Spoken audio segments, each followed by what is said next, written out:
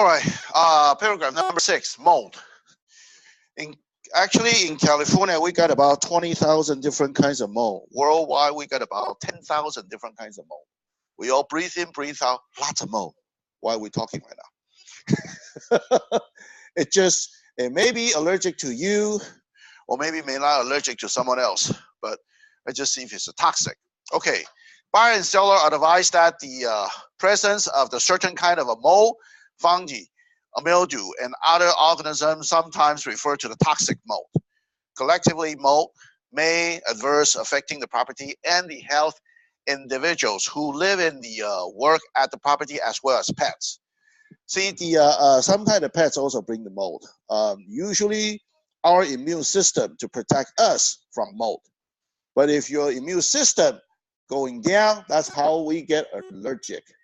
And sometimes it maybe cause some of a particle, may not be mold or whatever it may be. Mold does not affect all people the same way and may not affect some people at all. Mold may be caused by water leaks, other source of moisture such as, but not limited to, flooding, leaking in the windows, pipes, roof. Seller is advised to disclose the existence and any such condition in which he or she is aware. Buyer should carefully review all the seller's disclosure for any indication that any of this condition exists. It is, however, possible the mold may be hidden and the seller is completely unaware of the existence. In addition, mold is often undetectable from the visual inspection. A professional general property inspection and even the structure pest control have the pest test and the mold by the environmental hygienist. Oh wait, I jumped the line. Oh wait. No, I touch it. Wait, touch it. Go back. Ay.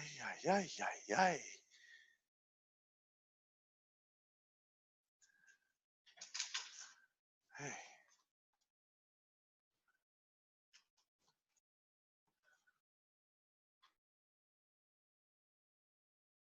Haha. You want me to sign it again? Oh well.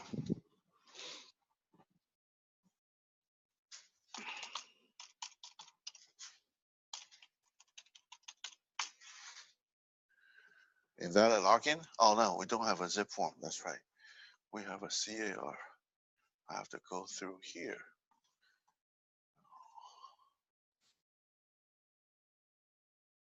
Never mind. What's wrong with that?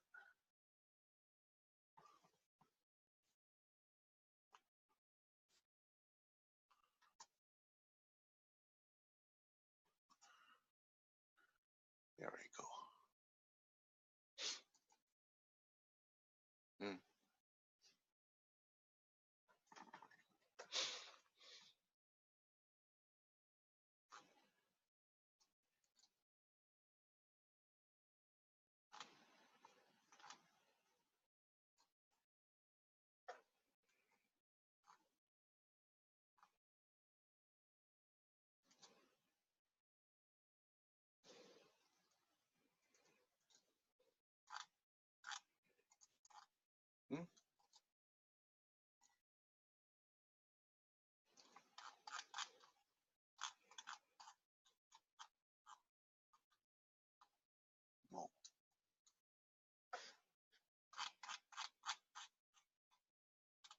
Okay. So buyer should carefully let's say leak on the window, pipes, and roofing. Seller is advised to disclose the existence any such condition of which he or she is aware. Buyer should carefully review the seller's disclosure for any indication of any this condition exists. It is, however, possible the mold may be hidden and the seller is completely unaware of the existence. In addition, mold is often undetectable from the visual inspection. Professional general property inspection and even structural pest control inspection. Broker do not have expertise in this area. If the buyer wants further information, broker recommend that buyer have the property test for mold by the environmental hygienist and other property professional during the buyer's inspection contingency period. Not all inspectors are licensed, and licenses are not available to all type of inspection activities. Brokers do not have expertise in this area. Did you guys ever see what's the how do they do the mold inspection? Yes? No? Mold inspection actually, they actually is collect particle, not just visually.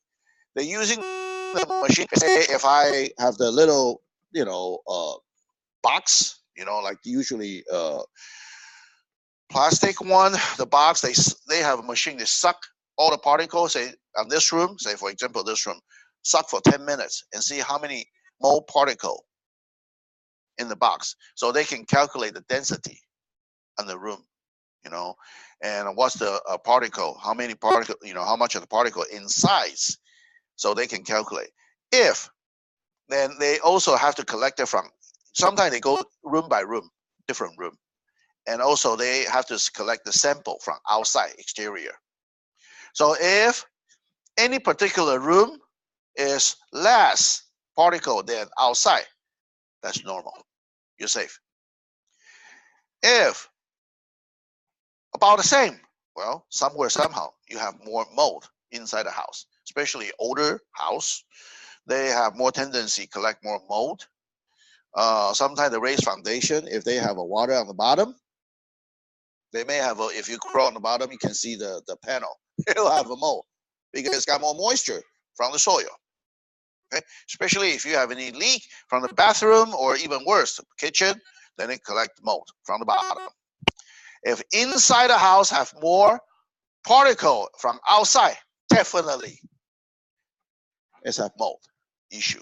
And you just have to determine where is the mold. That's why they collect a different particle on each bedroom or living room or family room. Then they can determine which room has more. Then they can, try to find out in between the wall or underneath if there's a raised foundation, they're gonna have to crawl on the bottom and see if it from the bottom. On the structural area. But if somebody have the breathing or lung issue or those problem, and definitely you don't. If the buyer want to do the mold inspection, don't stop them, or actually you do encourage them, because the more inspection they do, it's safer for you later on to get sued. It's like you can sleep peace of mind, because if you don't, then later on they will blame you and say why you did not even mention. So if the general inspector, they found some of a black substance in the bathroom or some area, and they will say recommend for the mold inspection, then you would ask the buyer, do you think you want to do the mold inspection? Then most likely the buyer will say, who paid? I say, you, buyer. Why? You pay the inspection first. If any repair, if it really has a mold, then we can do that, a request for repair from seller. We request from seller to do the repair, okay? Or from seller to request for credit, whatever, or cancel. If they really concerned, then cancel the escrow. Don't feel bad if the issue, it's like a really severe mold issue. Sometimes, did you ever show in the property when you open the door, you can smell it, the mold, or sometimes the moisture. Especially when it's raining day. Raining day, you show the property. You get in the house, some of the house, dry. Some of the house, okay, you can smell, kind of wet. Then it may be somewhere as potentially the moisture sipping through inside, and they may have mold. That actually not really the wet smell, it's a mold smell.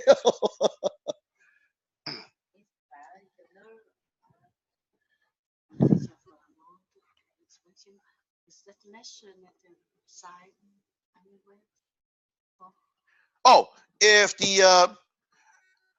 you wish, that's fine. They say if you encourage the buyer to do the mold inspection because you're suspicious has a mold issue, okay, and the buyer decline, sure, because you can have the buyer signing the waiver, or once they close the escrow, the mold issue, whatever the mold inside the house is belong to the buyer. Just because you That means when you sign the remove all contingency, that means you are satisfied with the condition or the repair or whatever the seller promised you. You are satisfied. Then if you still want to cancel at the end, then it may be, well, would cost them some money for the initial deposit.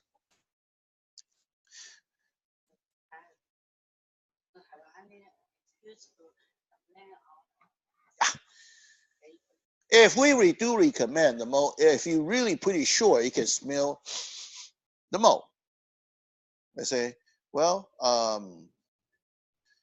and most likely after the inspectors, they get in, they may say something. So based on the inspection report, unless it's like inspection report doesn't say anything, you don't have to get in trouble. You really have to mention that, because we may smell differently.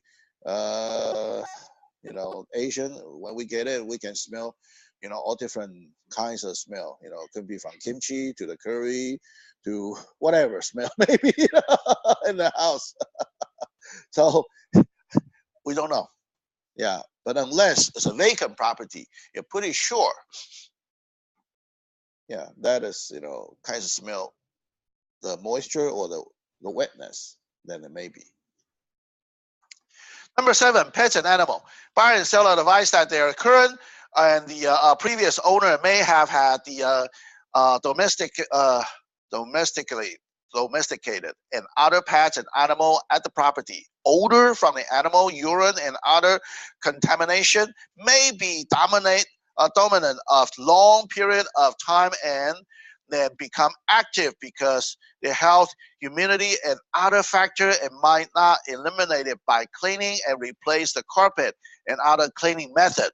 Pets' urine and feces can also damage the hardwood floor and other floor covering. Additionally, an animal may have had flea, ticks, and other pests and remaining on the property after the animal has been removed. If the buyer wants further information, broker recommend that buyer discuss the issue with the appropriate professional during the buyer's inspection contingency period. Broker do not have expertise in this area. If somebody have an allergy to the animal fur or anything, maybe odor, then you're gonna have to talk to those really the professional cleaning crew to clean the whole house. That's the whole thing. That's the they do have a special, not just a regular cleaning mate, to clean the carpet. Even the carpet cleaner, steam clean, may not clean the odor. So say if you replace the whole carpet, everything, the flooring, it still have the smell. Obviously, it's along with the ground area, even concrete. They step it through it. Really have to do the deep clean.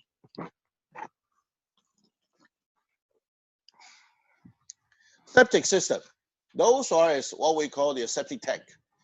Septic system usually is a remote area or custom home may have it. Buyer and seller advise that the property may be served by the one or more septic system, even through adjoining property connected to a sewer line. Okay. Don't assume if this property has a sewer line. I had the transaction before. So it's in the urban area in Hacienda High here. They all have a sewer line. But the house we actually want to purchase, they're not connected. I say, why? Because it was all septic tank area. But it's not every homeowner want to connect it, because when you connect it, it costs them some money. Some owner say, I'm cheap. Okay? Some homeowner, they are cheap, and they say, I'm satisfied for the septic tank. And after years and trends, sometimes last time when we submit the offer and we ask the seller doesn't know. I say, should be it's a sewer. But on the title, and I say, it's a septic. What happened? So I went to the city, or actually county, and check on it. That particular house, has a sewer. Has a sewer in the underneath of the street, the road. This particular house didn't connect it, because they all have a record. The good thing is a rainy day, so we have three, the county, and the LA County Building and Safety Department, and we have three people that serve me, so that we open one map, a sewer map. I never see because you were the sewer, so you see how many houses got connected. So we put on the counter. That's a long, map. Okay, so this house connected. That house. So they all have a number. They know which house connected and which house did not connected. Okay, so it's obviously that particular house did not connect it. Seller doesn't know because the previous seller didn't tell them. I say, how long did they own it? Did they ever overflow? So, and then we gotta have to figure it out how much it cost for this work, because I believe my buyer will definitely like to connect it. Okay. That you gotta have to as a professional, because seller doesn't know, listing agent doesn't know, whose job is going to do the due diligence. Buyer's agent. We gotta have to go. I don't go alone, but this particular buyer, James, I can trust you. I can count on you. Go and check out it and see if I really have to. Okay? So I stop. At least I tell them and say, this house is not connected, and I take the photo because it's a sewer line, and they all have a drainage, connect to the sewer. So I take the photo. I'm particular this number, this house doesn't connect it. So never assume. If you talk about neighbors, a septic tank, most likely you got a septic tank because the whole neighborhood has a septic tank. But if the neighbor is a sewer, and this is an old community, you're not assuming. If any houses in the community is 1950 something, or before 1960, okay, and next door neighbor, yeah, we have a sewer. You better double check the title first. You don't really know it's a septic or it's a sewer. If you found out it's a septic, okay, they maybe did not change the text system. And then that's the time you go down the county to check out it, see if it is a sewer or septic. Then you can figure out extra cost. That's how you show you are the professional realtor. Okay, we have a lot of mediocre out there. All right. So it doesn't mean you are just a green pea, the starter, a rookie. It's okay. As long as you learn, you can definitely, gain more knowledge than lots of agents.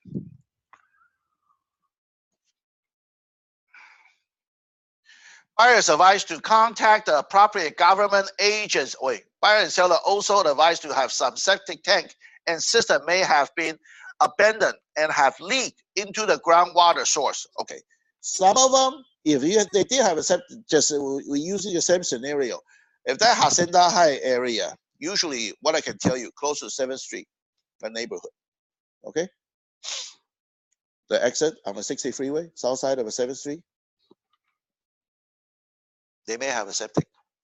And some of them, the owner, they connect the sewer, but they did not dig out the septic system. So it may contaminate because how many years you live there, it will crack and leak because they do have a life expectancy as well.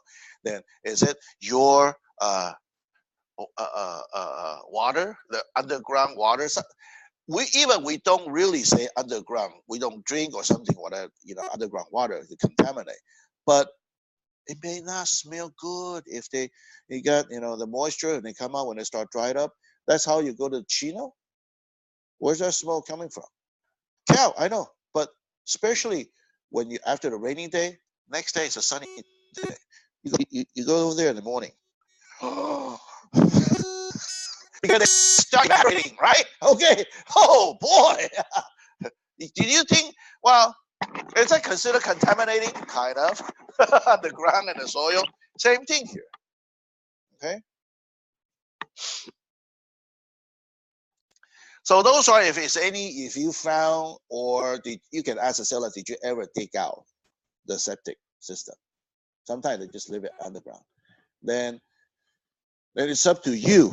Then at least you can figure out the cost if you how much you're gonna dig out, for the septic system to keep your property clean. Because when you dig it out, you have a record in the city or county. So make sure it's a licensed people doing it. Okay, you keep the record and make the property worthwhile. Because if you do not do anything about it and the record's not, updated, then you spend the money for nothing.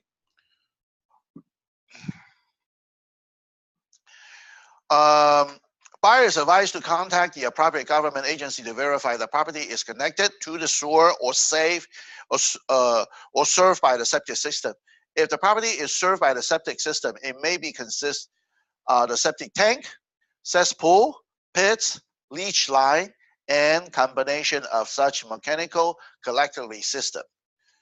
Usually, it's a tank. The tank could be the concrete tank, like probably 1/3 of this room, or a little bit less, depends. That's for the tank. That's a concrete one, or sometimes they have those PVC, tank going underneath. Okay, the vertical one, and they also have a cesspool. That's a collector. They separate it. You got one tank, one's a cesspool. So basically, is you have to put the bacteria to eat up, our waste, and usually the waste on the bottom. You have some water on the top to go to the cesspool. Then, when you collect it enough, then you have a pit and leach line. So the water going down a slope, go underneath. Because that water is actually clean now, Not exactly what you think, The dirt, it becomes muddy. Sometimes when those people, they suck the septic tank, they have to pump the high pressure water to kind of stir the mud on the bottom. Mud, It's mud already. It's not what you think, because the bacteria, they eat up and dissolve, of any solid area. So whatever you use, if you're using the septic system, you got to be careful. The detergent, you have to be septic system safe or friendly. And so do your toilet paper, paper towel. Paper towel, you don't want to throw it in, So at least toilet paper. And every month, you need to drop a enzyme, flush the toilet, after you use it, because that enzyme, they can eat up and dissolve your solid particle, become more muddy. So when the time is up, it's easy to suck, pump it up, clean. Yep. It's not every time you pump it up, probably you talk about $500. And that it could be 3, 4, or 5 years, depending on how many people using at home. If you're only 2 couple, you can probably last longer. If you have a bunch of kids, 2, 3 years. Or when you start smell from the toilet, on the bottom, just like underground water, it's time you have to drop the enzyme. Because not only they can dissolve the solid particle, also the odor as well. Only septic, yeah. So more and more people, they rather live in the sewage system. But if you got a custom home, remote area, it may not connect it. So before you purchase a property, if it's a custom home, if you're not so sure and you cannot find anything on the title, go on the city. They'd be happy to tell you. Don't be lazy. I know when especially the county and the city area, probably only 5% of the agent will stop by. 95%, they're so lazy. That's how, I try to minimize my issue, whatever the issue. If I have any doubt, I rather, and unfortunately, I cannot trust listing agent and seller. Not even buyer, Yeah. I find out myself.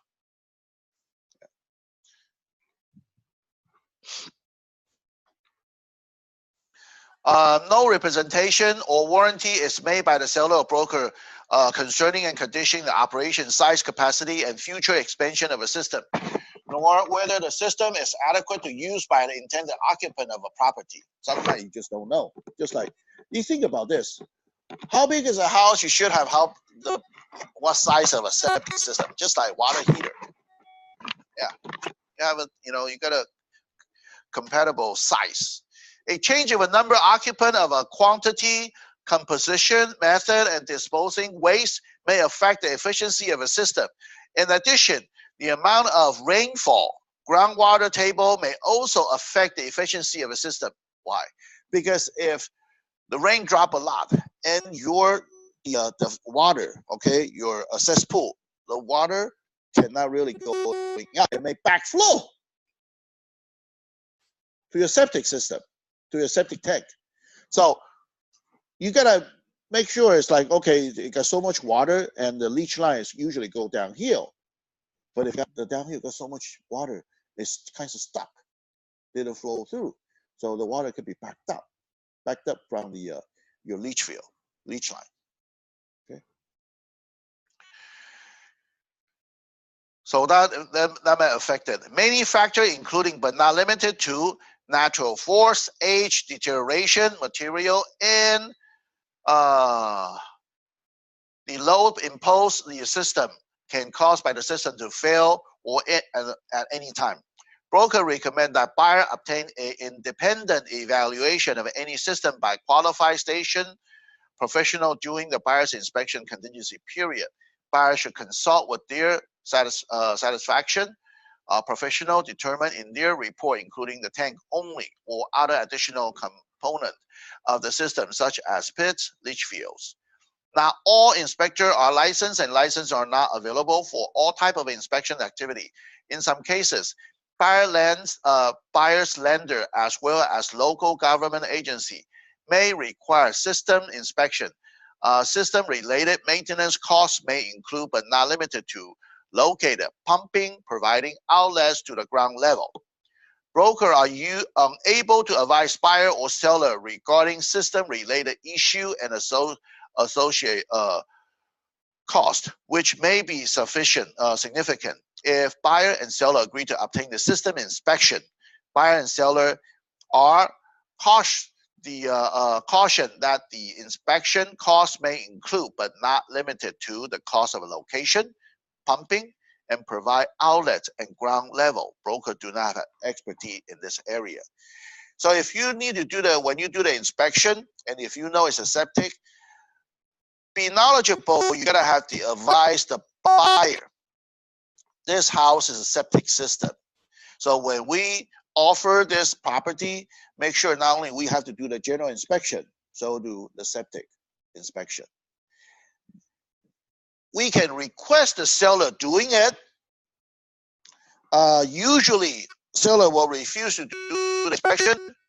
At least we need to say, well, if the buyer want to pay for it, but at least seller, you have to pay for empty it. You gotta have to empty the septic. That's a minimum you need to do. If you don't empty, how do we do the inspection? So if you are listing the property with the septic system, you gotta have to remind the seller, say, if you really do want to sell the property now, you better, empty it, before open escrow. Because once you open escrow, then people will just, will do the inspection. Usually I can do the general inspection or septic inspection, everything at the same time.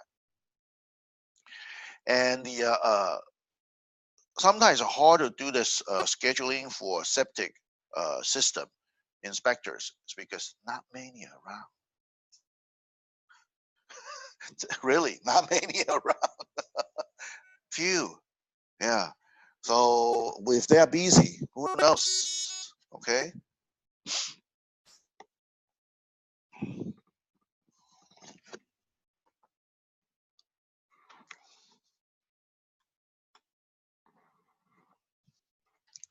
Soil and geologic condition. Another thing is that if a buyer tell you to inspect it, try not to inspect it by yourself. Okay, it's not fun. I did it before, and I'm not a professional. Yeah, it doesn't smell good either. When you don't jump in, okay? to the tank. No.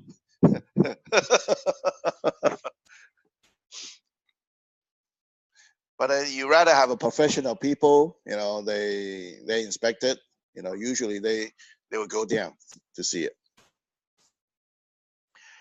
Buyer and seller advise that real estate in California are subject to the setting, slippage, contraction, expansion, erosion, subsidence, earthquake, and other land movement. The property may be constructed or on field or improper compact soil, may have inadequate drainage capacity, and of this matter can cause structural problem and improvement of the property.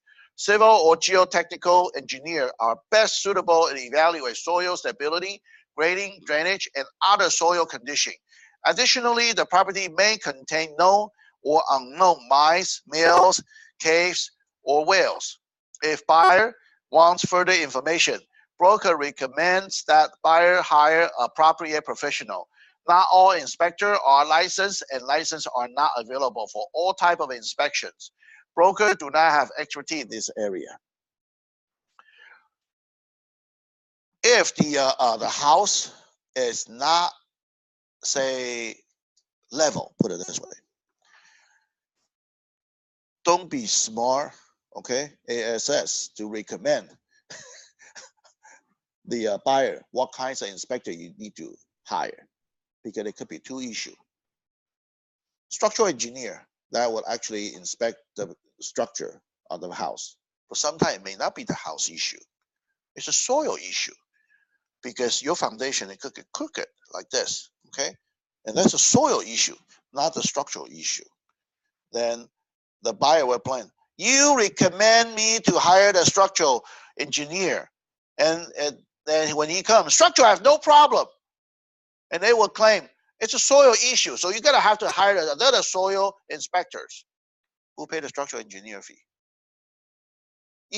Buyer? Buyer will tell you, buyer's agent, you. Because you recommend it, okay? Don't recommend any.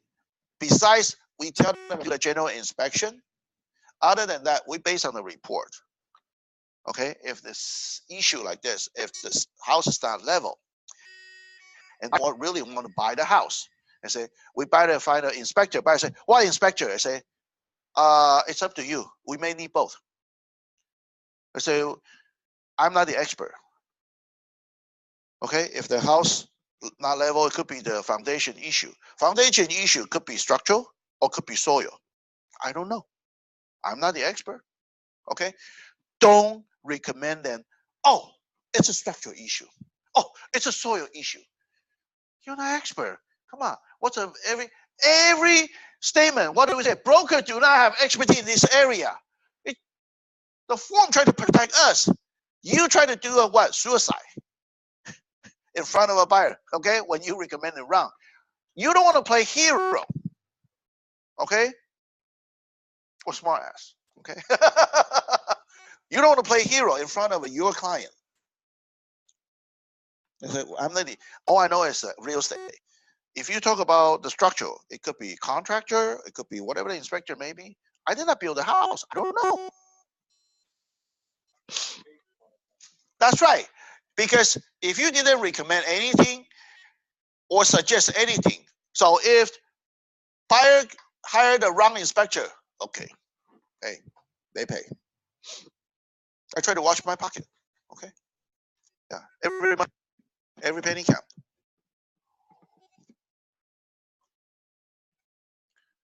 Because I tell you why, it's a true story. Some people just recommend, okay, play hero in front of the buyer. Yeah, it's an issue, not structural. They hired a civil engineer, to do the structural inspection. What happened?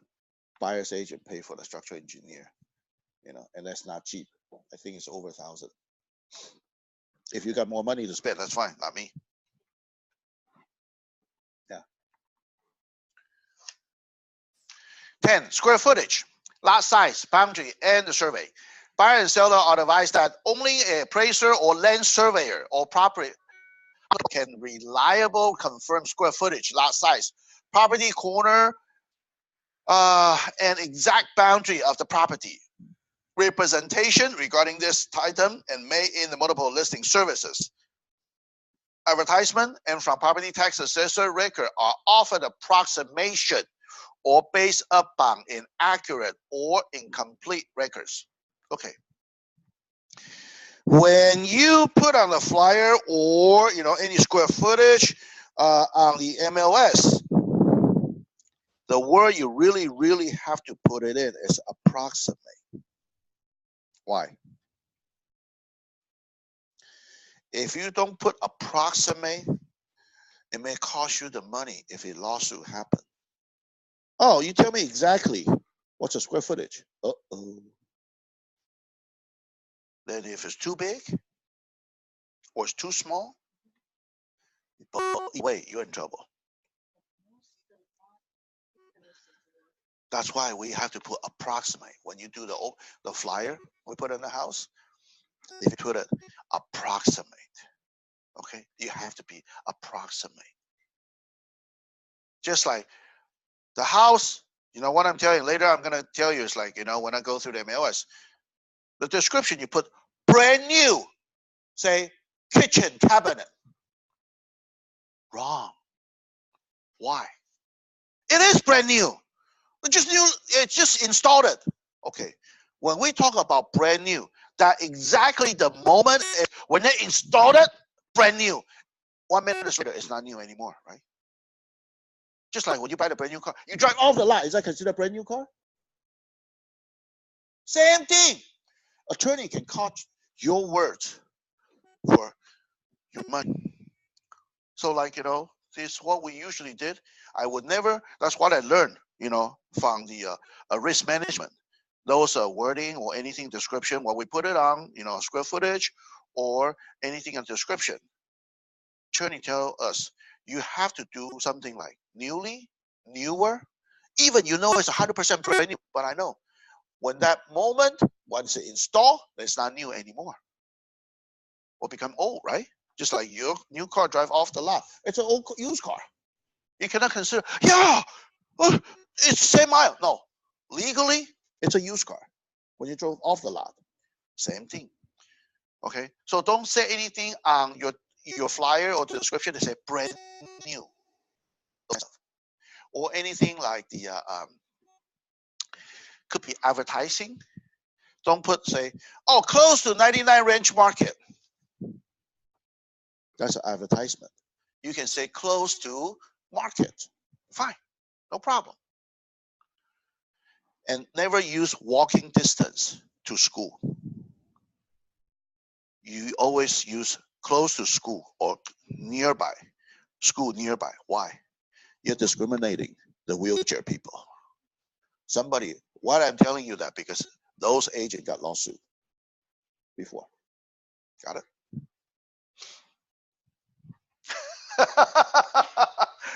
Scary, right? Yeah.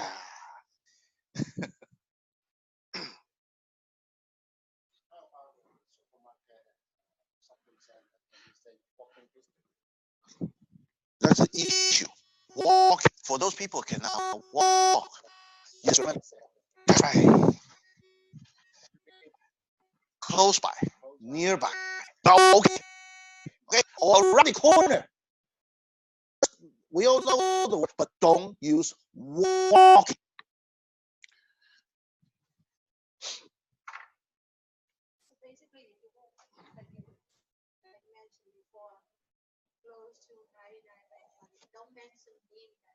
You don't mention any name. If you say close to shopping mall or close to markets, restaurant, don't say anything restaurant. Restaurant, school, I don't even say what school. Close to schools, restaurant, in general, you're okay. Okay. The only thing, if I would, specify is, okay, easy access to 60 freeway. Okay, it's not going to be changed. Okay, I didn't advertise anything. Or which exit? Yeah, I didn't really advertise. That's. But anything on the commercial, business, you put the name, like restaurant name, supermarket name, or bank's name, and that's have tendency. You help them advertisement, and maybe we're in trouble. Yeah. I just try to avoid whatever the issue may be. Okay.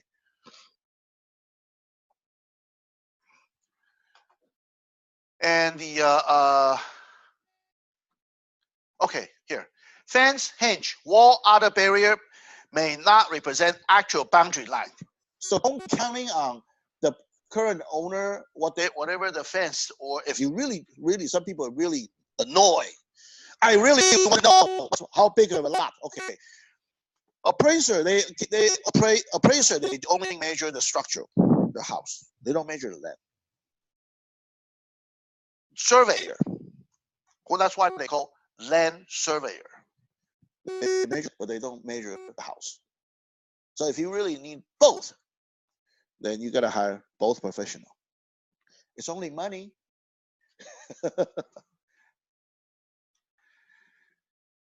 So unless otherwise specified in broker in writing, broker have not verified any such boundary line or any representation made by the seller or other concerning square footage, lot size, property corners, and exact boundary. Standard title insurance does not insure the boundaries of the property. Okay, the boundary, because that's a boundary line.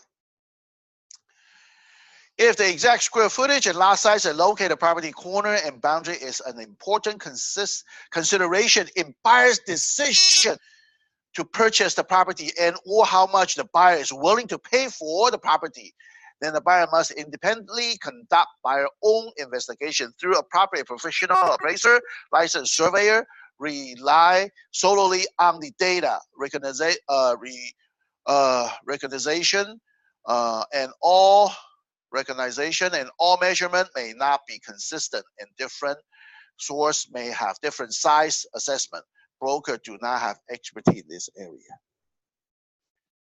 I know usually buyer probably I would say 99.9% the buyer only concerned if how big is your house. I didn't really see anybody really want to do the survey. How big is my lot? Well, if some people really, really annoyed, yeah, they can certainly hire the surveyor.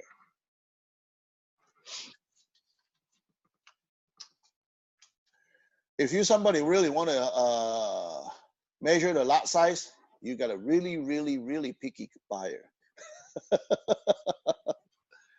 Water intrusion.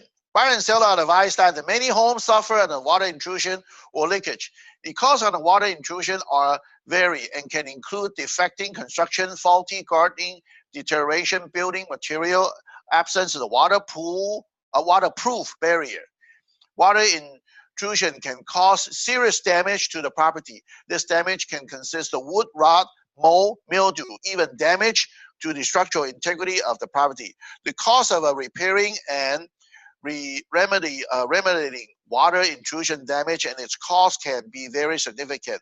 The existence and cost of water intrusion is often difficult to detect because you and your buyer is generally home inspection.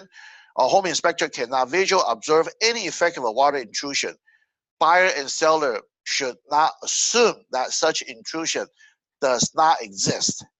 Broker recommend that buyer have the property inspected for water intrusion by an appropriate professional. Broker do not have expertise in this area. Water intrusion, not just a water leak or penetrate. I had the issue before, when I do the inspection. The water intrusion is from the backyard, go all the way to the kitchen from the stucco wall. So that's why, if it's possible, we all recommend the homeowner, they do the concrete barrier along with the house. Don't leave the soil, okay? And if you could, rain gutter would help too. If you didn't really have the, concrete, the whole house, maybe you install the rain gutter along with the roof or both, okay? Better protected. Why? Because I had the issue before when we do the inspection. We look at kinds of, when I look at the bottom of a sink, kitchen sink, on the back side, usually at the bottom, you see some black substance. Maybe drainage or water line leak on the bottom. But when I see the wall behind, the sink, okay, the one inside the sink, that alert me. A lot of agent probably doesn't know. And I tell them, I say, wow, I think we may have some issue. I say, what issue? Water may penetrate from outside stucco all the way to inside the wall. So that's why they penetrate the dry wall from backside. You can see some black particle, on the kitchen sink on the back wall. And I don't know how big it is sprayed, the kitchen.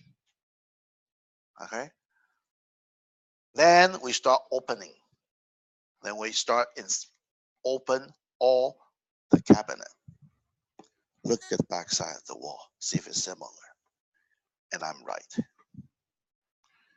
Whole side of a kitchen, back out on behind the drywall, in between the stud, okay, the stucco drywall, on this part, must have full of mold. So they will grow inside the kitchen cabinet. Okay. Because the inspector, they look at it, possible, yeah. And that's why I discussed with the inspector. It's very possible. So we open more on the cabinet. Usually we just look at the bottom of the sink, right? Usually do inspect. We don't open the drawer. We don't open the cabinet. This time I gotta have to open all the cabinet. I look at half the back side of the wall. Unless it's a brand new cabinet, it's not the building one, and I cannot really see it. So that's why sometimes the seller doesn't know. When we do the inspection, we may not know. But do you think it has a mold inside? Yeah. Because it crack stucco, or they go underneath because they on the stucco along with the house, it's a soil. So when the water spray, they may go, with the stucco, spray on over spray the lawn area. So that it could be the water penetrate through on the bottom, or maybe stucco crack, the water get in, mold grow, and I just, open a can of worms, sellers. Why? When I do it, I say, oh boy, that's going to be the big cost. Why? If you remove the kitchen cabinet with the counter, granite counter, gone. I mean, the whole kitchen have to remove it, technically. Because even on one side, you still look at this, but can you have different color? No way. So that means you're going to have to replace the whole kitchen cabinet. Okay? With the counter, with the drywall, and clean up a mold. What do you think that costs? Maybe 20, 30 grand. Yeah. Because you just found that. It's like, oh no. Somebody bought it. So we're not gonna we cancel the escrow. Seller doesn't want to do the repair. I know. Typical Chinese, cheap. They can fool another one. But I mean, unless, if the buyer's agent, they never ask for the inspection report, our inspection report, they may not know. And they bought it. Yeah, it is a household. Well, we'll see who's the, I didn't really check, who's the guy. Who's the buyer? The buyer.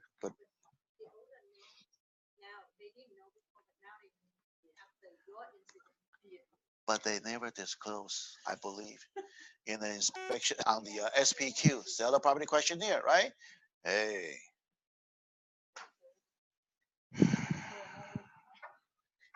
So that's why, particularly on this case, it's pretty sneaky.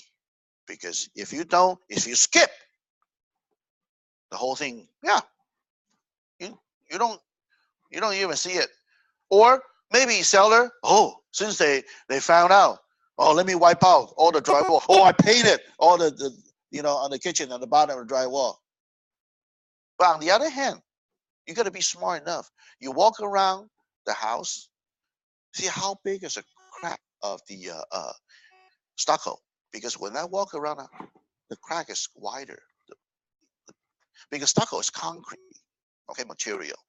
And concrete, it can seep through if the crack is seep through.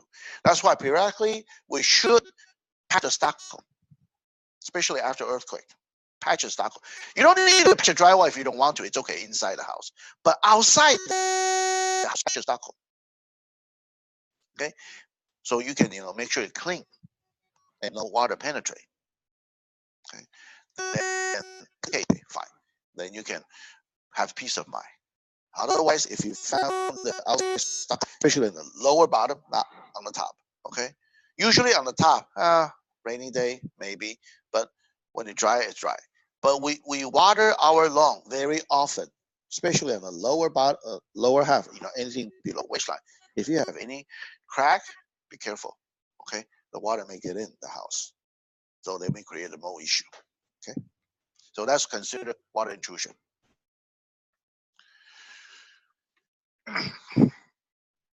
Well water system. All right. Buyer and seller advise the property may be served in one or more water well springs and private community. Public water system. Any of this private or public water system may contain a bacteria, chemical, mineral, metals, such as chromium. Wells may have been abandoned on the property. Buyers advised to have both the quality and quantity of water evaluation to obtain the analysis of a quality of any domestic agricultural water in use or to be used by the property from whatever source. Those are, can we request the seller do it? Most likely, yes. And seller usually will prepare because not just inspection, also we need to be certified, just like septic system. Can you do the inspection and certify? Yes. Usually the remote well system, most likely they will have a septic system. Okay, because it's so remote, they don't even have a water supply connected. So we inspect the quality. Quality is actually going to have to see any bacteria, any chemical, any mineral, any metals, and that's the quality of the water. Quantity is how many gallons you can pump per minute. That's a quantity. You got to need both, to be measured. But that may not be so accurate because it could be drought season. Hey, you don't have much water to pump up, or slow, or whatever the underground water. Okay. Broker recommend that buyer consult with a licensed qualified well pump company and local government agency to determine whether any well spring or water system will adequately serve buyer's intended use, and then buyer have a well consult performed to extend well output test and this purpose. Water and well spring capacity, quantity, output, and quality may be changed at any time. There's no guarantee as to the further water quality, quantity, and duration of any well or spring. See, this one is protecting us because we don't want buyer to comply. Continue. If the buyer wants further information, broker recommend that buyers obtain an inspection and contain age, adequacy, and performance of a component of well and spring of any water system during the water inspection contingency period. Broker do not have expertise in this area because we gotta have to think about something. When the drought season, if they cannot pump any water from the well, it's not because the well broken. It's just not enough underground water. What the buyer lady? They have to order the water truck to fill in their tank. It's costly. Oh, because you have that trouble. Why are you buying the house with the well to begin with? Knowledge. You can. It's not like you're trying to scare the buyer, but I tell you, say this is a great house, but it's my job to tell you. You buy a house, well, great. You think it's a lot of money? Great. But that money you better save aside. Why? Without season coming, if you cannot pump any water from your well, you may have to order the water truck to fill in your tank. Yeah.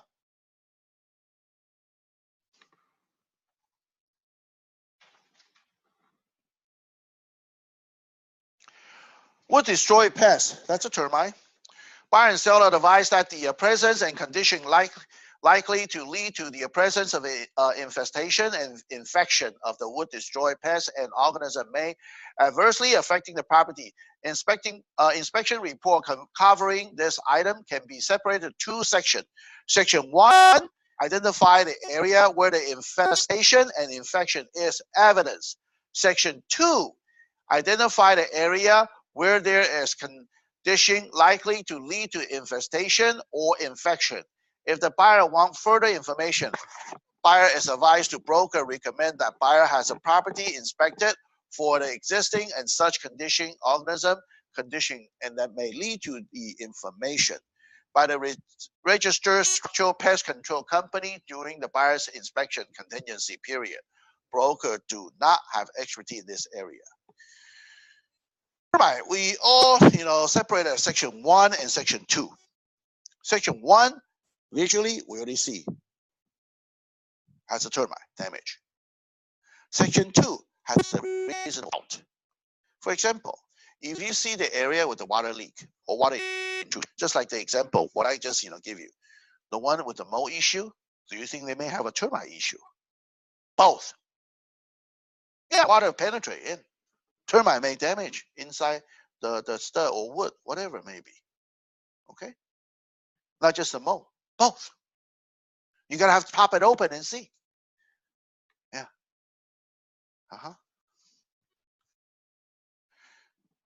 And we can usually seller will do the repair section 1. Not all seller, some of them, especially multiple offer, they could be declined. Okay, I don't want to do any the inspection. Not the completion for the termite. Sometimes they don't even give you the inspection report. If it's a townhouse or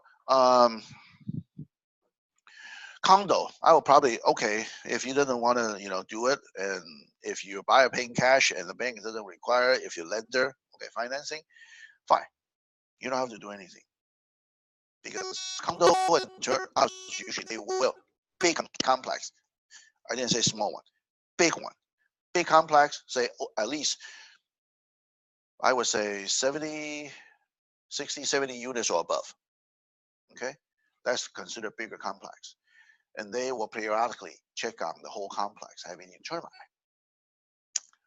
If you only have 4 units with the HOA, those are small unit or 10, you better inspect it. Why? Because HOA, they would try to save the money. They will not inspect it because this is the time you tell the seller to do so. If the seller decline, then you better hire somebody to at least do the inspection. Then you can decide, are you gonna, if the termite damage is so severe, then you can decide, are you gonna, seller, you better do it. Otherwise, I'm gonna cancel.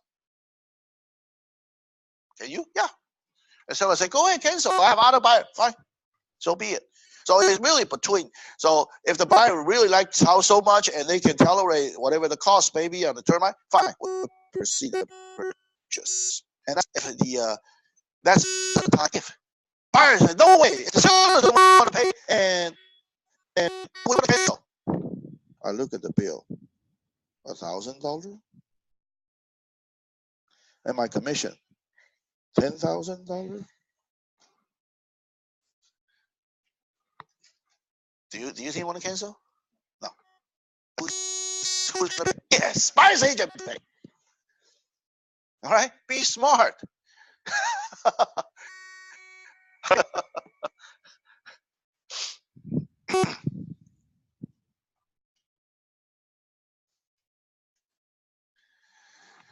Accessory drilling willing units. Put it this way, this is something new, ADU. Before that, doing that, if you want to, some of a buyer, they're really cheap. Sometimes they even tell you to, want to pay for the inspection. Okay. If you're willing to pay the inspection for them, that's okay. But do not pay the inspection for buyer yet.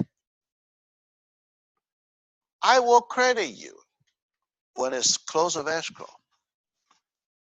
But I will not pay for it If you, yeah, I don't know what the inspection report coming up. If you sold it, hey, I don't even making money yet. I have to pay? No way. I will pay for the inspection, for example. Okay, but you have to close the escrow. Be smart. Buyer is sneaky. All right. That's why the longer you're in this career, you don't trust anybody. I don't trust buyer. I don't trust seller. Or buyer's agent or listing agent. Okay, accessory drilling unit. There's something new we call the ADU, known by many names. Granny flat in-law units, backyard cottage, secondary unit, or more. Whatever the legally they call ADU. Accessory drilling unit. So you gotta have to know. A lot of people that say ADU. What's ADU? That's it. Okay, accessory drilling unit. California has passed a law to promote the development of the ADU. Additional information that ADU can be found in, okay, that's the website. You can check on it, or you can copy it and tell the buyer you go through yourself. What's a requirement? Okay, buyers are advised to check with the appropriate government agency and third-party professional to verify the permits or legal requirement and the effect of such requirement or current future use of rentability of the property. Its development and the size. Broker do not have expertise in this area. So California passed. Then we got to look at if your county passed. Then see if your city passed. If a city does not pass, they forget it about the city. Okay? Or I can tell you, is it LA County? They do pass. If you rolling high, Hasen high, you're okay. No, because it's a city. City rule supersede the county rule. ADU, actually, you can apply for it, second units, or you can build another guest home. If your backyard big enough, and you can legally apply for another address number. Yeah, but that's not considered unit. It's because the zoning is still single family. But you found it's a 2 address, then this is ADU, accessory drilling unit. Huh? One. Only one address. Second address. Okay, you can have a second address. That's a number. Okay, if you are not overlapping with the neighbors. Okay, in between. So that means you can apply, you can modify your garage to the living quarter or bedroom, whatever it may be, legally, adding as a living area. But when you modify the garage, it has to be built like a living area, not just garage and put the drywall and I can live there. No. It's different. You got to put the insulation, the proper way to build the requirement for the living area.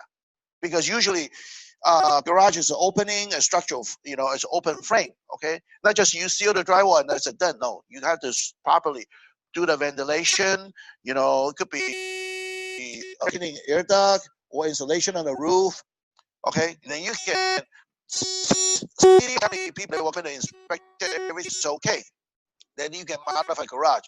Well, we cannot really do it, right before that. This law actually, I think it passed at the end of 2016. Used to be, if you want to use the garage to build a carport, now you don't have to. If you do have a transportation, I mean bus or subway, whatever, or transit within walking distance. I believe it's in 1 mile. Yeah, 1 mile. Okay, if you can walk to the bus station, a bus stop, 1 mile. Yeah, something like that. That's why the requirement, you have to check on it. You don't want to be smart and say, yeah, it's available for ADU, but you tell the buyer, please go check yourself, or I go with you. Okay. Don't just, you find out what the requirement and telling you, or you can actually have the website right here, link, okay?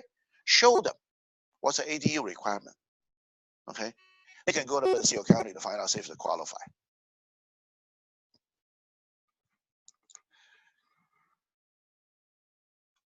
I believe, ADU, I think around this area, Oregon, I think the maximum we can build is, I think, 1,200 square footage. Maximum. But it doesn't mean they will approve every time 1,200. It just see if you got enough size, the backyard, parking. They probably doesn't really have to consider parking so much, because if you got a public transportation, you can walk to. Okay, then if everything legally apply for it, yes, you can do it. Because I do have a client with a unit with the second address, because since they got plenty of parking, so end up two-car garage in the main house with 2,500 square footage, put out a 1,200 square footage on top of garage, the three-car garage on the bottom, and build another 3-bedroom, 2-bath living area on top of a garage. Yeah, and maximize, and also part of it is on downstairs, so he maximized about 1,200 square footage. Yeah, because the lot size, when I helped him to purchase that property, he got about 17,000 flat area in Hacienda Heights. Yeah, used to be he can park so many cars on back. He's a contractor, electrician, so he can park about 7 cars, on the backyard. Because I tell him, I say, look, as the side yard is big, you make an automatic gate, you open, you draw the parking space, so you can park 7 cars. So you still have a lawn, you have a pond, you can he built a pond, still got a long driveway with a 2-car garage in the front. Great. Now he built a unit. He still can 3-car garage and still have a driveway in the front and driveway in the back. So if they really want to do it, they can put the barrier in between, so they can rent it out as separate units. That's what he did now, rented out separate units, and he living on the main house with backyard. So the new ADU area, it doesn't really have a yard. I mean, you can park in the garage, 3-car garage, okay, and some of a driveway in front of the garage, and inside the automatic gate. So we kind of do the barrier like this. Pretty nice. Hey, James, how much do I worth? I want to sell that. I said, well, we'll talk about it when you really want to sell that. It's hard for me to estimate, because you were the first one to finish the ADU last year. If it take about 1 year to build the whole thing, and I don't know how much it really worth. I have no record. Okay, all I get is guessing. You got to over $30 from 2,500, adding another 1,000. Well, okay, give and take. Yeah, 3,500 square footage house.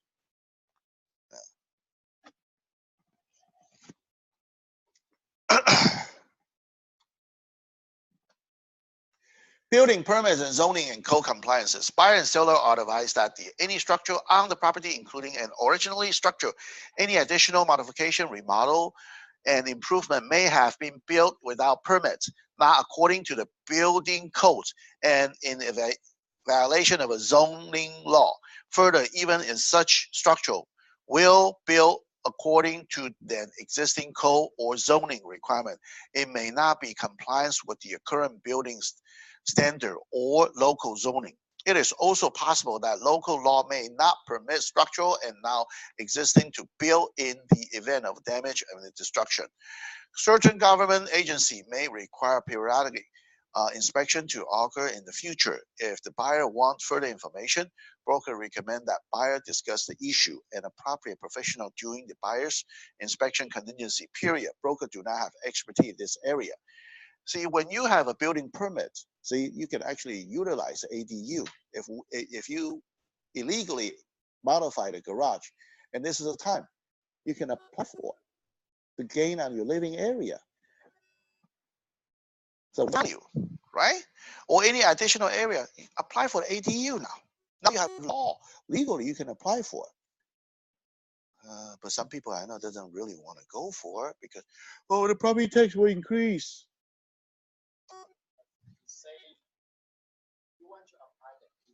Yeah, the property tax. Yeah.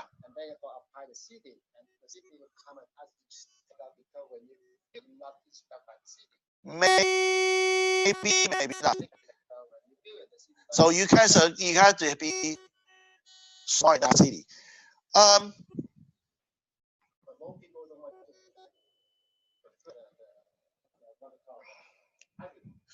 Yeah, the patio doesn't, if they don't want to take the risk, you can then say, may I ask you if the existing area garage has been modified by the previous owner?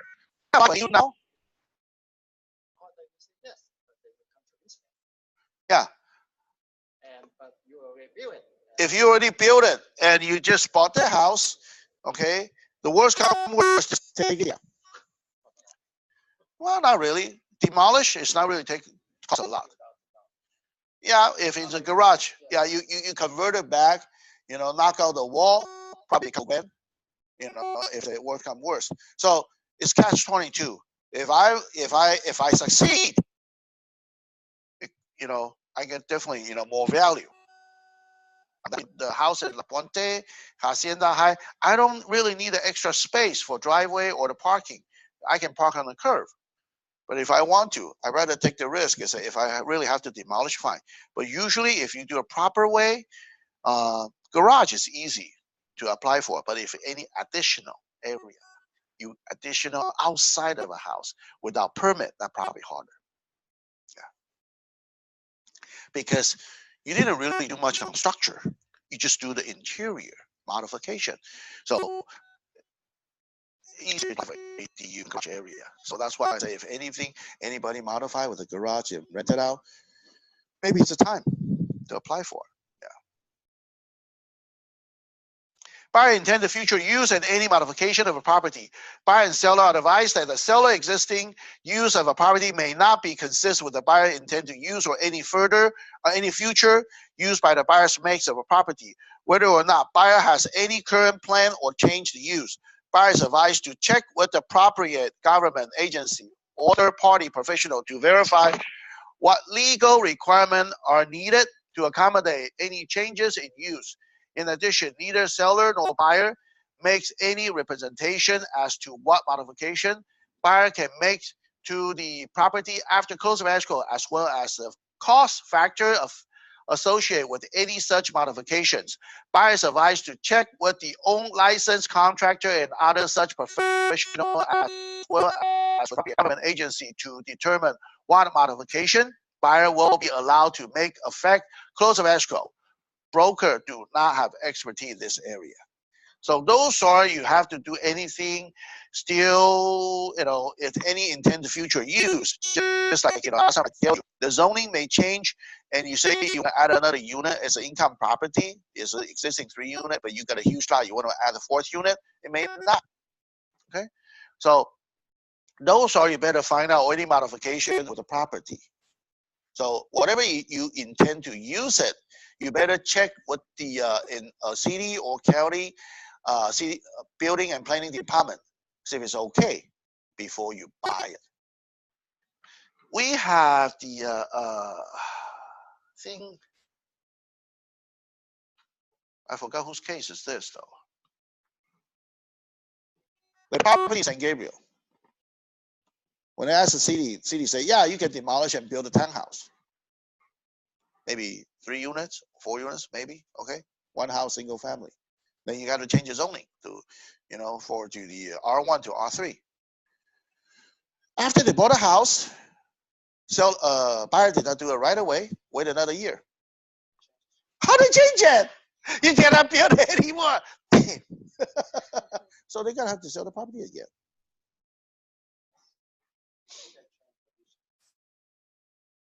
So if you ask the city, you better do it right away. If you have those tendencies, you want to build stuff, don't ask them at the end of a year, because next year they may change something. You ask them and say, do you think you will change pretty quick? Because I don't know, or you will review it. Because when I do the close of escrow, I have to, apply for the permit, everything right away. If that's the case, I would suggest the buyer, if you really have to do the modification, yeah, hire an architect, draw the plan right away. Even during the escrow, it's not going to hurt if it's a vacant property, and you can do the plan. Okay, even they say, okay, city say it's not your property yet. How can you submit it? Yeah, but you get ready. Once you close escrow, I submit it right away. Yeah, usually when you submit it, they cannot deny it because they have to get approved. Even the law change. Okay, but if you before you apply and the law change, too bad.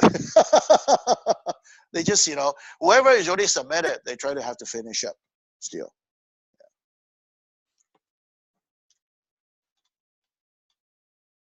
California Fair Plan. Last time we mentioned. Oh no, wait.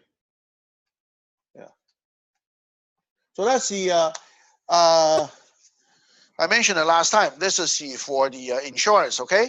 Buyer and seller advise that the insurance, certain hillside, oceanfront, brush property may be available only from the California Fair Plan because the regular insurance company, they will not cover. Too risky. And this is a California state insurance. This may increase the cost of insurance of such property and coverage may be limited. Brokers recommend that buyers consult with the buyer's own insurance agency during the buyer's inspection contingency period. Regarding the available to coverage under the California Fair Plan and the length of the time it may take to process a California Fair Plan application, brokers do not have expertise in this area. First time when I used, have the buyer using that, it take about 2 weeks to apply. Now they process faster, 2-3 days to apply. But still, when you open escrow, remind the buyer, do the coverage. Some people say, if I tell them my insurance agent, then my coverage start right away, and they still got 30 days on the escrow. Don't worry. They won't start the plan until the house is yours. Okay? You gotta have to educate buyer. So that's why if the buyer waited the last minute, you found out anything happened on an insurance claim or insurance agent, they cannot cover. I did that right away, so I can sometimes if they have a claim, and for example, some insurance company just don't want to cover this property, so I can have compensation on the differences, monetary, to please the buyer because the buyer is about to cancel because of his insurance company.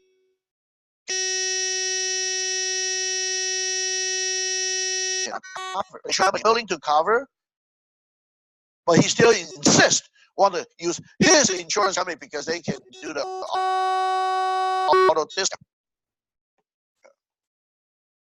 Mm-hmm.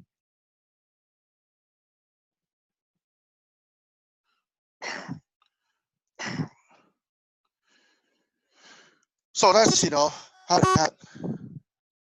Okay, and the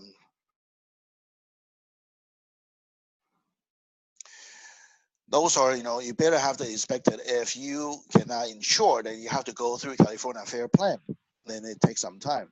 I would say from 2 days to 2 weeks. And if you are ready to close the escrow tomorrow, where's your insurance going to be? Okay, or lender. Sometimes the lender, I say, I need to see your insurance before I can fund it. And you, tell the insurance agent to rush. Sometimes you can't. Because whose fault is that? Buyer, you did not plan ahead of time. Yeah.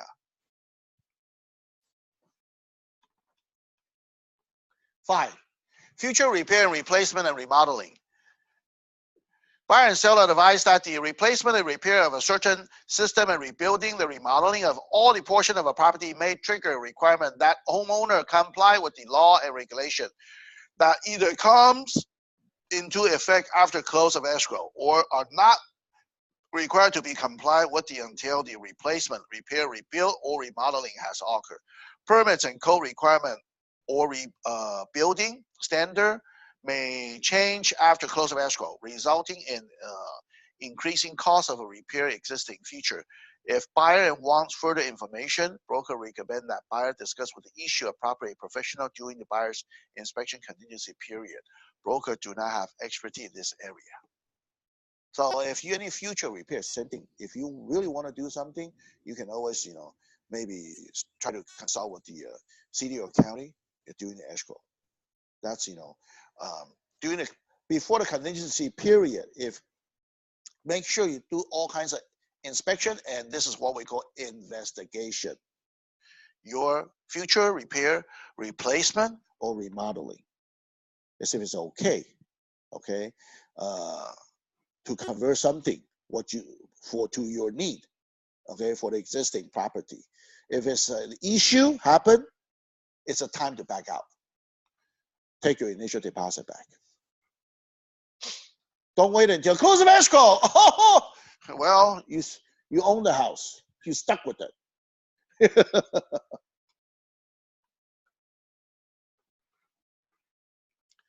Heating, ventilation, air conditioning system. Oh, the one thing I found out recently, I updated on my Apple Watch. Do you know the Apple Watch, I can open the super lock box now? I know you have it. Yeah. I key in the latest update. You have the icon on the Apple Watch, and I can just input the code. The Bluetooth sync with the, I don't have to take out my phone anymore. I sync with the super lock box. Ta-da! And I can enter code one time a day. So if I want to show so many property, I just keep on open, begin or whatever, They will automatically, I don't have to enter the code every time. My opening code. So save it for one day. Yeah. Tell you something new, Boy, more and more function. And worth a while, right? Okay. I didn't really advertise for Apple, but I just tell you, it's so convenient. All right, changes to the state and federal agency efficiency regulation impact the installation, replacement, and some repair and heating and air conditioning unit, HVAC. Federal regulation now require the manufacturer HVAC units to produce only a unit meeting a new higher season energy efficient rating tier. This will likely impact the repair and replacement of existing HVAC units. State regulation now require that when they install the replacement HVAC unit, with some exception, duct work must be tested for leak. Duct will leak more than 15% must be repaired or reduce leak. That means now they want to be more efficient, the air duct, They cannot leak so much, when you blow the air. They will test it. The average existing duct work typically leak 30%. More information available to California Energy Commissioner website. Home warranty policy may not cover such inspection or repairs. So if this is a new law, you tell the home warranty come in and do the repair because it's not broke. You tell them and say, oh, I want to upgrade.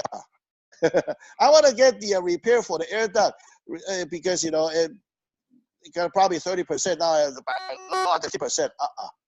Okay? So if you're really concerned, the air conditioning system will not test it. What do you need to hire? A licensed AC contractor. They can test it. So on the request for repair, if it really happened, then you can ask the seller to give you the credit or pay for it. The repair. Or maybe have the seller install the new air duct.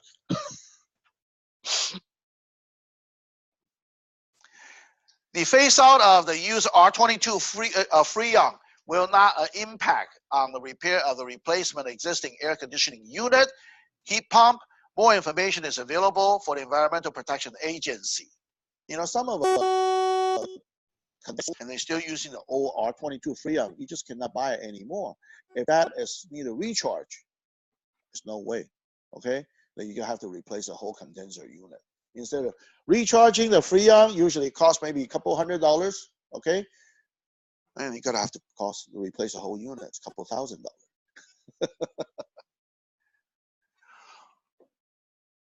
More information is available from the Environmental Protection Agency. New efficiency standards are also placed in the water heater.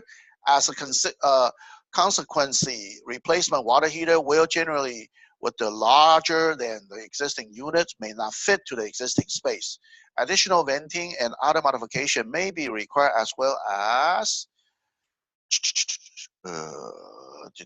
existing unit. Okay, more information available and from the U.S. Department of Energy at whatever the website. If the buyer wants further information, broker recommend that the buyer discuss the issue with the property professional during the buyer's inspection contingency period. Broker do not have expertise in this area. That's why, if you talk about water heater and more popular, even the new builder, they're using tankless water heater. Okay, so those are something you may consider if you're still existing for the water heater, the tank water heater. Personally, I tell you my personal experience is that it saves so much on the gas money. Okay, you probably easily save 75% to 80% of your existing gas bill. Because a water heater, if during the daytime you go out of work, you didn't really use anything in the hot water anyway, okay? Like me, I didn't cook at home. But if I have an old water heater, it keep on burning, keep the temperature up. So that's why my gas bill is only cost me $5 to $6 per month. Yeah. So that's when I started using the tankless water heater. That saved me a lot. If you cook home a lot, well, definitely you have more, but still you save a lot because water heater, they burn more gas than your stove. How long you gonna cook? But you think about you burn the whole tank of 50-gallon water to whatever temperature you set. Think about you burn a pot of water and a whole tank of water. Burn over there. Yeah. Different.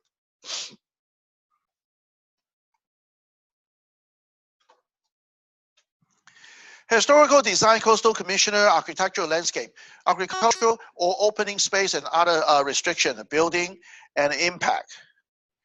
Buyer and seller are advised that the property may be designated historical landmark, protected by the historical conservancy. Yeah. Number 3, subject to the architectural landscape review process. 4, within the injunction of a California Coastal Commissioner or other government agency. 5, subject to contract preserving, using, and all part of a property and agriculture open space.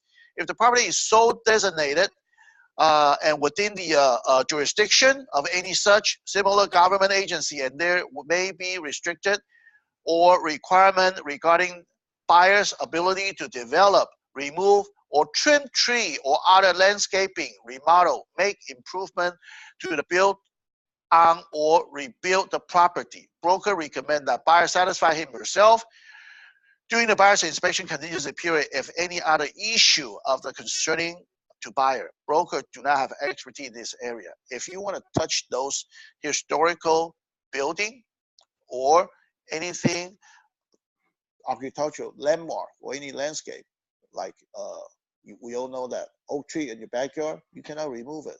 Doesn't matter where is it, okay? Unless you apply for county or city, okay?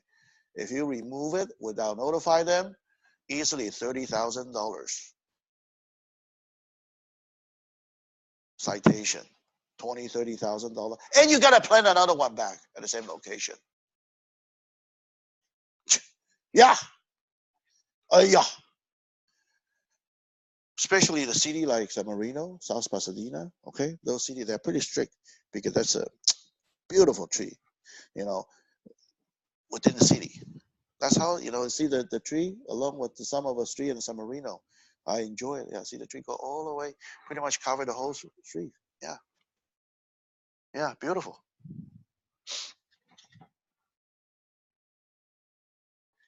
Insurance and title insurance and foreclosure. Buyers and sellers advise that the buyers may have difficulty obtaining insurance regarding the property if there has been a prior insurance claim affecting the property made by the buyer unrelated to the property.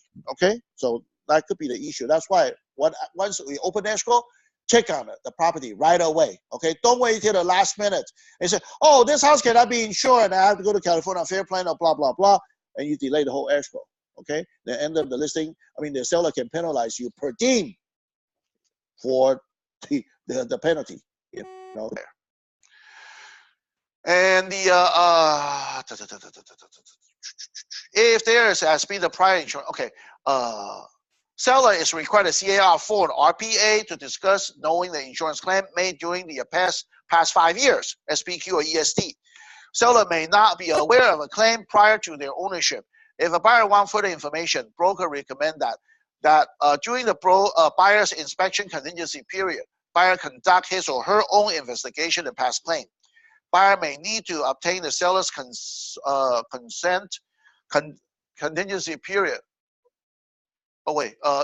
Consent in order to have access to a certain investigation report. If the property is a condominium or located in a planned unit development or other common interest subdivision, buyer and seller are advised to determine if there is individual units is covered by the homeowner association insurance and the type of insurance coverage and buyer may purchase. So most likely the HOA, you check their master insurance, and if say, I would like to buy the earthquake insurance, I'm sorry, you cannot buy just your unit if you're buying the townhouse or the condo. Unless the whole complex, you know, they buy the earthquake insurance. Otherwise, you just cannot buy the individual one. Broker recommend that the buyers consult with the buyer insurance agency during the buyer's inspection contingency prior to determine the need and availability, possibility, security, and all forms and other insurance coverage and any condition imposed by the insurer to the requirement issue insurance.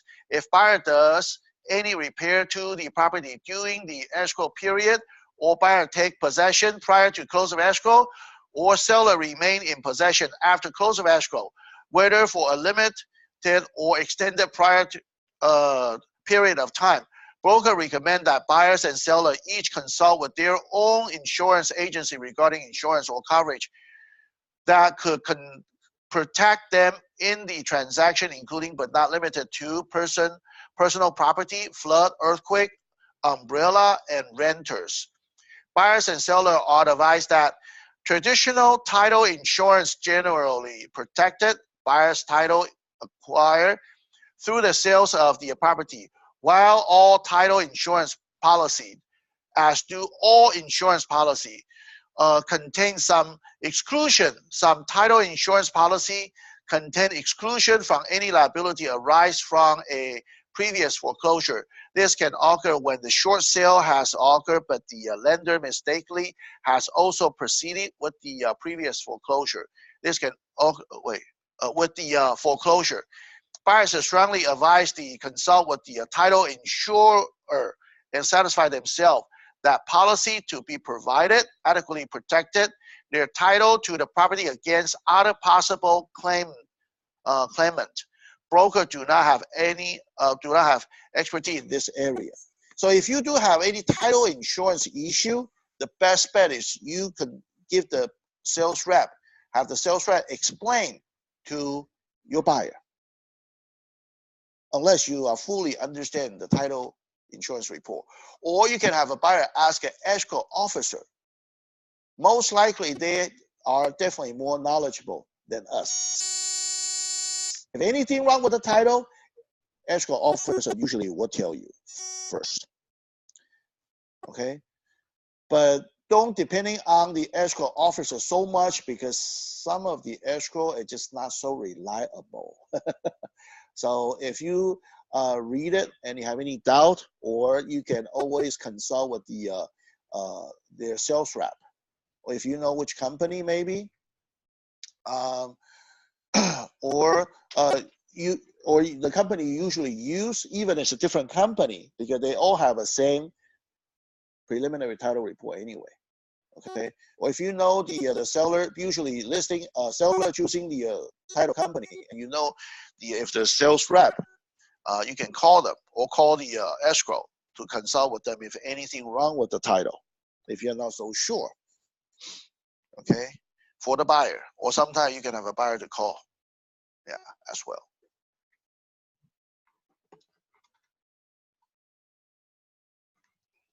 Land lease. Let me finish on number 9. Buyer and seller advise that the certain development and build on the leased land. That means that buyer does not own the land. You have to mention, property is a leased land. income property, sometimes commercial property, condo, townhouse. They may be on the lease. And sometimes, you know, they pay the landlord separately, or sometimes they put into the HOA. Some of the Irvine, some of Arcadia condo, Santa Ana, Orange. The right occupant, the land will terminate some of some point. You know, they will gradually go up because tax collect. Hey, landowner, they're not stupid. They're gonna have to charge more. Buyer may not be able to obtain the title insurance, may have to obtain the title insurance. If the buyer wants further information, broker recommend that buyer discuss the issue with the attorney and other property professional. Broker do not have expertise in this area. Put it this way, title insurance may not insure some of the property with the lease land. So you gotta have a different title coverage. Another thing, just want to mention, because I deal with those before, lender. Some of the lender may not finance the property with the land lease. Especially if the land lease is less than, if you want to finance 30 years. Make sure the property, the land lease still have 30 years left. You cannot be shorter than that, otherwise we're in trouble for the financing. Yeah. Got it? Okay. And on the other hand, if you help the, that's why, you know, I'm thinking about it. It's about time, or maybe, yeah. If you help somebody buying the property with the land lease property, and they find it 3 years, and I know when you bought it, it's like, oh, it's got 35 years or 40 years late. 5 years later, hey, do you want to sell the property? Why? I love it. Okay. But if you really, because, you know, I just want to reminding you, you only got about 30 some years left. And if you plan to sell that, you better sell it now. Otherwise, you have to inherit it rest of the 30 some years. Why? Because you cannot get financing later when you sell it. You got to consider that. Huh? Wow. Yeah. Is that another business for the listing agent? Yeah. You think I'm so bad? No, I'm just looking for the money. Hey, some people doesn't mind, and I don't mind to help them to purchase a property to begin with, because the return is so great. Just I have one income property. Yeah. If the leasing is less than 30. Land lease. Land lease, okay. So no way you can sell your property. Some of the lender, they may not financing. Even original lender, they probably won't financing, because when they purchase, the loan officer tell me that. Oh, good, because you still have 30 years, more than 30 years left. Oh, you pay cash. Yeah. Beside that. You shorten the finance 15 years.